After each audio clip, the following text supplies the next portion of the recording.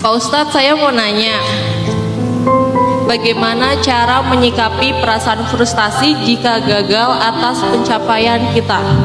Misalnya di umur saya yang sekarang ini banyak nih teman-teman yang udah sukses ataupun udah beruntung dari segi karir, udah dapat di perusahaan terbaik, tapi saya merasa kayak, kok saya gagal ya, belum dapat apa yang saya mau gitu. Terima kasih. Kalau menurut saya sih, yang bikin kita ngerasa gagal itu adalah kita terlalu sering mengcompare, terlalu sering membandingkan kita dengan orang lain. Padahal kehidupan setiap orang itu punya musimnya sendiri-sendiri.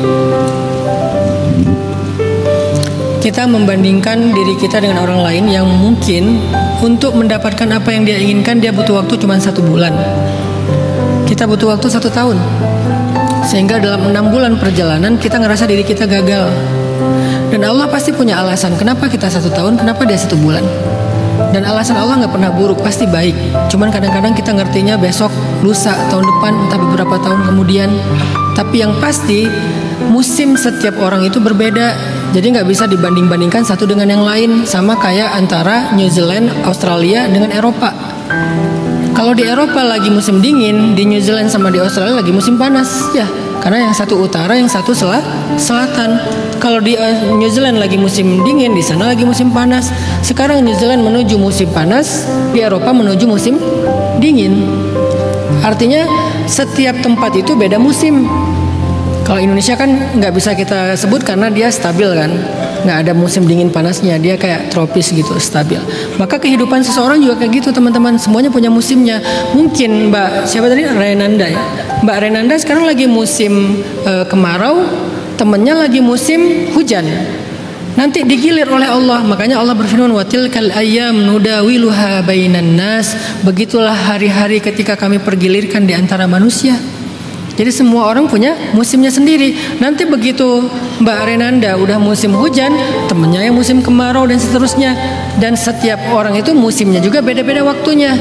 Ada yang hujannya cuma 2 bulan, kemaraunya 10 bulan. Ada yang hujannya 10 bulan, kemaraunya 2 bulan.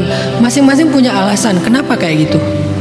Jadi Mbak Renanda, yang bikin kita sering ngerasa gagal itu adalah kita membandingkan diri kita dengan teman kita dengan perbandingan yang bukan motivasi, tetapi perbandingan kecemburuan, perbandingan standar yang terlalu disamain. Padahal semua orang punya ceritanya sendiri-sendiri. Ada orang yang misalnya nih, nemuin jodohnya itu gampang banget. Ada yang, siapa yang gampang menemukan jodohnya? Sayyidah Fatimah. Siapa yang susah? Ibunya Fatimah, Khadijah. Menikah 2 kali diuji. Ujian yang pertama suaminya meninggal, menikah yang kedua bercerai, baru yang ketiga ketemu dengan true love-nya Nabi Muhammad SAW. Sedangkan anaknya Fatimah menikah dengan mudah, ketemu dengan teman masa kecilnya, yaitu juga satu rumah dengan dia, laki-laki yang nggak jauh dari kehidupan sehari-harinya, yaitu Ali bin Abi Thalib, mudah, nggak ada lika-liku kayak ibunya Khadijah. Setiap orang punya ceritanya sendiri-sendiri. Jadi nggak bisa kita menyimpulkan kita gagal. Kenapa? Karena bagi saya, menurut saya, gagal itu ketika kita menyerah. Itulah gagal. Gagal itu ketika kita menyerah. Kalau kita belum mendapatkan apa yang kita cari, kita belum gagal. Kita hanya punya cerita yang berbeda dengan orang lain. Allahu a'lam.